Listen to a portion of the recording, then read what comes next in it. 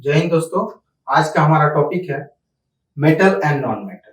Metal और non metal जो है ये टॉपिक से काफी बार क्वेश्चंस आते हैं और अभी तक पूछे भी जा रहे हैं, तो इसको हम लोग एकदम बारीकी से पढ़ेंगे और इस तरह से पढ़ेंगे कि आपको हमेशा तक याद रहे।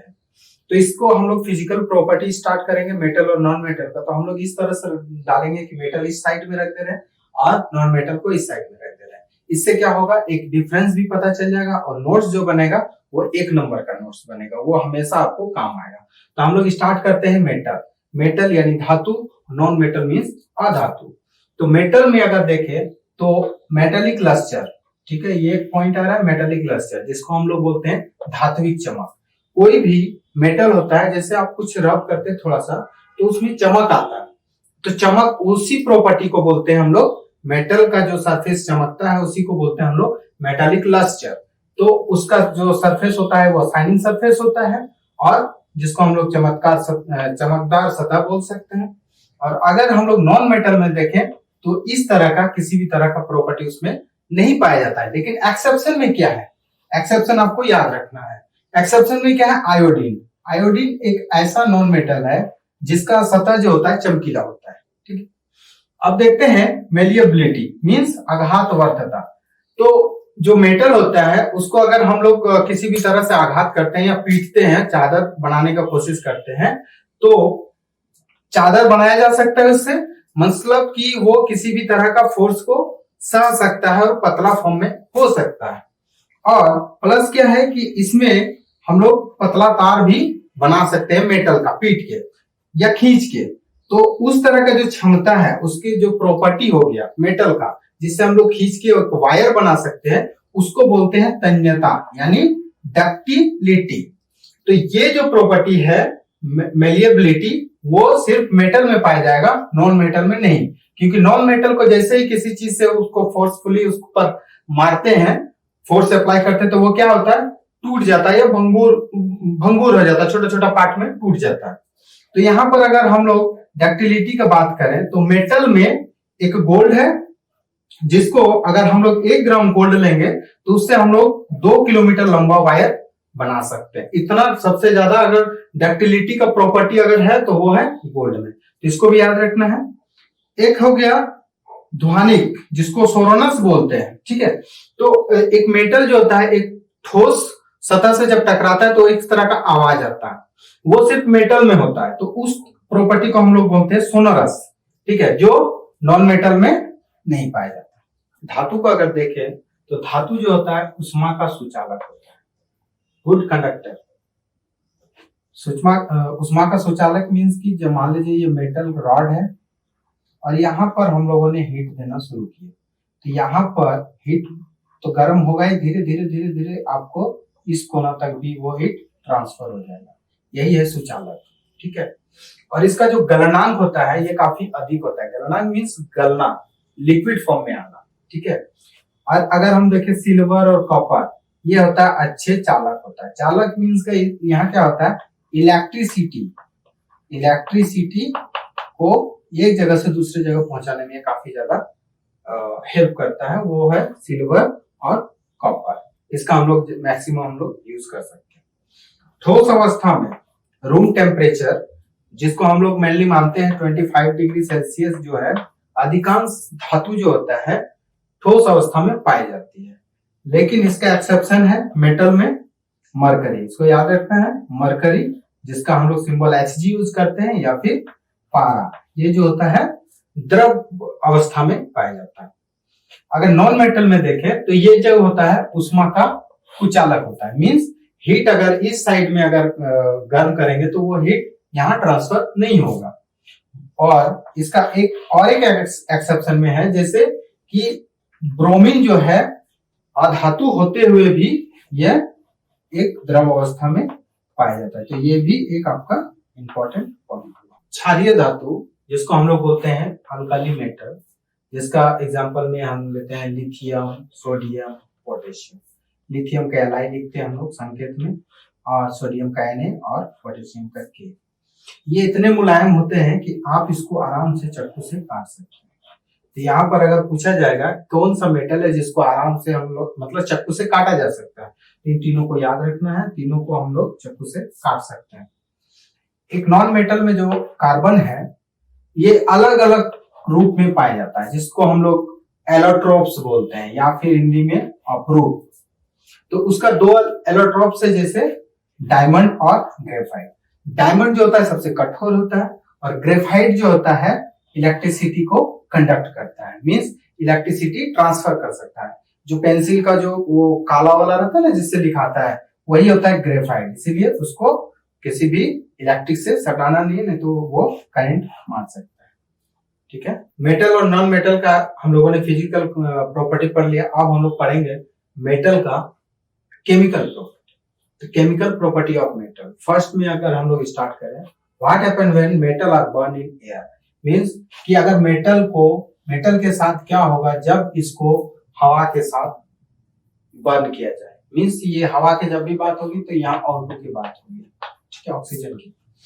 तो मैग्नीशियम जो है अगर हवा में इसको जलाया जाए, ठीक है, तो वो श्वेत ज्वाला के साथ, जिसको हम लोग डैजलिंग बोलते हैं, वो जलता है। मतलब आपको उतना अच्छा से क्लियर व्यू नहीं होगा क्योंकि श्वेत है तो वो व्यू नहीं आएगा।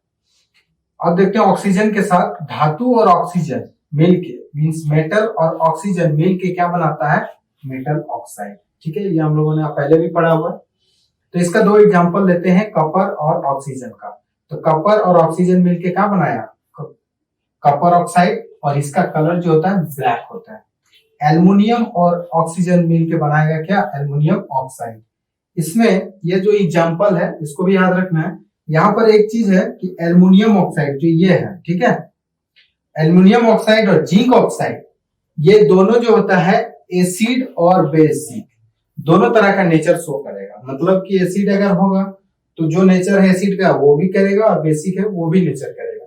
तो दो तरह का जब नेचर कोई केमिकल शो करता है उसको हम लोग बोलते हैं एम्फोटेरिक इन नेचर, यानी ये दोनों ऑक्साइड है तो ये एम्फोटेरिक ऑक्साइड हो गया।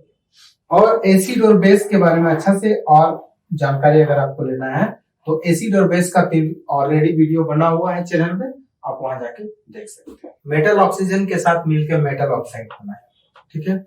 अब ये जो मेटल ऑक्साइड है अधिकांश जो होता है जल में अघुलनशील होता है, लेकिन कुछ जो होता है जल में घुल जाता है। और जो जल में घुल जाता है वो घुल के क्या बनाता है, वो क्षार देता है। क्षार मीन्स बेस देना शुरू होगा। जैसे एग्जांपल में देखें, सोडियम ऑक्साइड क्या है, सोडियम ऑक्साइड वाटर के साथ मिलके क्या बनाया, NaOH, सोडियम हाइड्रोक्साइड। यहाँ पोटेशियम ऑक्साइड H2O के साथ मिलके पोटेशियम हाइड्रोक्साइड। तो यहाँ पर देख सकते हैं ये क्या है, बेस है, ये भी क्या है, बेस है। तो इसको भी याद रखना है। अब इसमें एक दो नोट्स है, इसको याद रखने का है। जैसे पोटेशियम, सोडियम, ये जो होता है ना काफी ज्यादा रिएक्टिव होता है। इसको अगर हवा में ऐसे खुला छोड़ दे तो उसमें तुरंत आग पकड़ लेगा, ठीक है। इसलिए हम लोग क्या करते हैं, इसको किरोसिन तेल जो होता है उसमें डुबो के रखते हैं। तो ये डायरेक्ट ऐसे भी पूछा जाता है कि कौन सा मेटल को केरोसिन ऑयल में डुबो के रखा जाता है, एक पोटेशियम और एक सोडियम, ये दो याद रखना। सिल्वर और गोल्ड है, इसको टेम्परेचर हाई करने पर भी, अगर टेम्परेचर हाई करने से क्या होता है ना, रिएक्शन काफी तेजी होने का संभावना रहता है, लेकिन अगर टेम्परेचर हाई भी कर देते हैं तो भी वो ऑक्सीजन के साथ वो रिएक्शन नहीं करता है, जिसके कारण देखिएगा गोल्ड चमकते रहता है, उसमें किसी भी तरह का ऑक्साइड नहीं बनता है, ठीक है। एनोडाइजिंग क्या है, एनोडीकरण, इसमें क्या होता है, एल्युमिनियम पर एक मोटी ऑक्साइड, किसका, कौन सा ऑक्साइड, एल्युमिनियम ऑक्साइड का एक लेयर बनाने का प्रोसेस है। इससे क्या होता है ना कि एल्युमिनियम का जो भी इंटेस्टाइन या फिर जो भी आप सामान बना रहे हैं वो घिसता नहीं है उतना जल्दी, ठीक है। तो ये हो गया एनोडाइजिंग, ये आपका जेएसएससी में पूछा गया है, ठीक है, ये क्वेश्चंस पूछा गया है कुछ आज, ठीक है। हम लोगों ने देखा मेटल जो होता है ऑक्सीजन के साथ किस तरह का रिएक्शन करता है। अब हम लोग देखेंगे कि मेटल जो होता है वाटर के साथ किस तरह का रिएक्शन शो करता है। तो अगर मेटल है, मेटल को अगर वाटर के साथ रिएक्शन करवाते हैं तो हम लोग को सबसे पहले मेटल ऑक्साइड देगा, यानी धातु ऑक्साइड देगा और हाइड्रोजन गैस देगा। फिर क्या होता है, यही धातु ऑक्साइड यानी मेटल ऑक्साइड जो वाटर के साथ रिएक्शन करके, देखिए उसी कंटेनर में रहेगा या उसी बीकर में, फिर वो रिएक्शन करके क्या बनाता है, धातु हाइड्रोक्साइड। ठीक है, यानी दो प्रोडक्ट देगा, धातु हाइड्रोक्साइड और हाइड्रोजन गैस। तो यहाँ पर दो एग्जांपल लेते हैं हम लोग। फर्स्ट में सोडियम और potassium react with cold water, ठंडा पानी। देखिए यहाँ पर जो है ये ठंडा पानी के साथ रिएक्शन अगर कर रहे हैं सोडियम और पोटेशियम का, तो यहाँ पर होता है एक्सोथर्मिक रिएक्शन। एक्सोथर्मिक रिएक्शन किसको बोलते हैं, जिसमें हीट प्रोड्यूस्ड होता है। और एंडोथर्मिक किसको बोलते हैं, जो रिएक्शन होने के लिए एनर्जी बाहर से रिक्वायर होता है। इसको समझना है। तो इसमें हीट प्रोड्यूस्ड करेगा, मुक्त होगा। अब क्या होता है इसका रिएक्शन, देखिए पोटेशियम को वाटर के साथ कर रहे हैं, तो देखिए पोटेशियम हाइड्रोक्साइड, ये हाइड्रोक्साइड मिला और हाइड्रोजन गैस, और साथ में एनर्जी भी मिलेगा हीट के फॉर्म में। सोडियम को करवाते हैं वाटर के साथ, तो सोडियम हाइड्रोक्साइड मिलता है, फिर हाइड्रोजन गैस, और ये एनर्जी भी मुक्त होती है। अगर मैग्नीशियम का केस में देखें, तो मैग्नीशियम जो है वो वाटर के साथ, कोल्ड वाटर के साथ रिएक्शन नहीं कर रहा है, क्योंकि हम लोगों ने इससे पहले देखा कि पोटेशियम और सोडियम जो होता है कोल्ड वाटर के साथ रिएक्शन कर रहा था, लेकिन मैग्नीशियम जो है कोल्ड वाटर के साथ रिएक्शन नहीं करेगा। लेकिन इसको हॉट वाटर, अगर गर्म पानी के साथ उसका रिएक्शन करवाया जाए, तो magnesium hydroxide plus H2O gas देगा। देखिए ज्यादा ये नहीं देखना है आपको, फर्स्ट में जब भी लिखाते हैं कि मेटल प्लस वाटर, तो क्या लिखा रहा था, मेटल ऑक्साइड, फिर प्लस H2O, फिर मेटल ऑक्साइड रिएक्शन कर रहा था वाटर के साथ, मेटल हाइड्रोक्साइड, एकदम वैसे ही मेटल हाइड्रोक्साइड। ठीक है, ज्यादा थोड़ा सा कॉन्सेप्ट लगा के आपको चलना है, याद नहीं रखना है कि मेटल हाइड्रोक्साइड बनेगा, ये सॉरी मैग्नीशियम हाइड्रोक्साइड बनेगा। आप उस रिएक्शन को याद रखिएगा, बाकी सब क्लियर हो जाएगा। एल्युमिनियम, जिंक और आयरन, ये क्या करता है, कोल्ड या फिर हॉट वाटर दोनों में यह किसी भी तरह से रिएक्शन नहीं करता है। लेकिन अगर स्टीम का बात करें, भाप के साथ वो रिएक्शन करता है, तो देखिए यहाँ पर मेटल ऑक्साइड बना है और हाइड्रोजन गैस बना है, एकदम कॉन्सेप्ट वही जा रहा है। लेकिन किसी किसी केस में कोल्ड के साथ कर रहा है, किसी के साथ हॉट में कर रहा है, ये याद रखना है। लेड हो गया, कॉपर और सिल्वर और फिर गोल्ड, ये वाटर के साथ बिल्कुल भी रिएक्शन नहीं करता है। मेटल का हम लोगों ने देखा कि मेटल जो है वो ऑक्सीजन के साथ किस तरह का रिएक्शन कर रहा है, वाटर के साथ किस तरह का रिएक्शन कर रहा है। अब हम लोग देखेंगे कि जो मेटल है वो एसिड के साथ किस तरह का रिएक्शन करता है। तो हम लोग क्या है, एसिड बेस वाला चैप्टर में पढ़ चुके थे कि धातु और अम्ल दोनों मिलके लवण बनाता है और हाइड्रोजन गैस मुक्त करता है। यहाँ पर ये क्वेश्चन आते हैं कि कौन सा गैस मुक्त होता है या निकलता है। ठीक है, तो ये हाइड्रोजन गैस निकलता है। तो यहाँ पर अगर हम देखें तो नाइट्रिक अम्ल जो होता है, नाइट्रिक एसिड, ये क्या होता है, धातु के साथ मिलता है लेकिन ये H2 गैस रिलीज नहीं करता। सब धातु अम्ल के साथ रिएक्शन करके हाइड्रोजन गैस रिएक्ट करेगा, लेकिन ये नाइट्रिक एसिड जो है ये H2 गैस प्रोड्यूस नहीं करता है। एक एक्वा रेंजिया है, एक्वा रेंजिया, इसमें क्या है, इसको बोलते हैं रॉयल जल, और इसमें क्या है, इसका मेन काम होता है गोल्ड और प्लेटिनम को साफ करने के लिए काम आता है। तो यहां से भी पूछा जाता है कि एक्वा रेंजिया जो है उसका कंपोजिशन क्या क्या है। तो इसका हम लोग कंपोजिशन होता है HCl और HNO3, हाइड्रोक्लोरिक एसिड और नाइट्रिक एसिड। इसका लेकिन HCl का जो परसेंटेज होता है वो 3 होता है और HNO3 का होता है 1।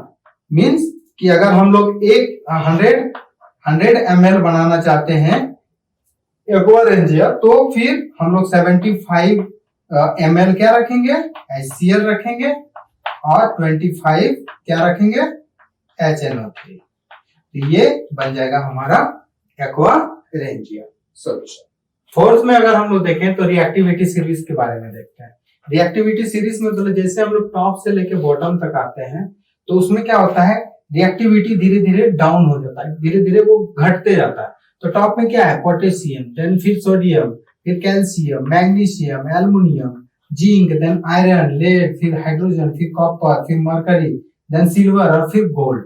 तो नीचे जो रहेगा सबसे लीस्ट रिएक्टिव होगा, मतलब वो ऑक्सीजन के साथ भी कम रिएक्शन करेगा, H2O के साथ भी कम रिएक्शन करेगा और एसिड के साथ भी कम रिएक्शन करेगा। हो सकता है नहीं भी करेगा, लेकिन जो मोस्ट रिएक्टिव होता है सबसे टॉप में देखिए क्या है, पोटेशियम। ये ऑक्सीजन के साथ भी रिएक्टिविटी से ज्यादा करेगा, वाटर के साथ भी रिएक्टिव बहुत जल्दी ये करेगा, एसिड के साथ भी ये रिएक्शन काफी तेजी से करेगा। तो ये सारा हम लोग का था मेटल का केमिकल प्रॉपर्टीज। आज की क्लास यहीं खत्म होती है। जय हिंद।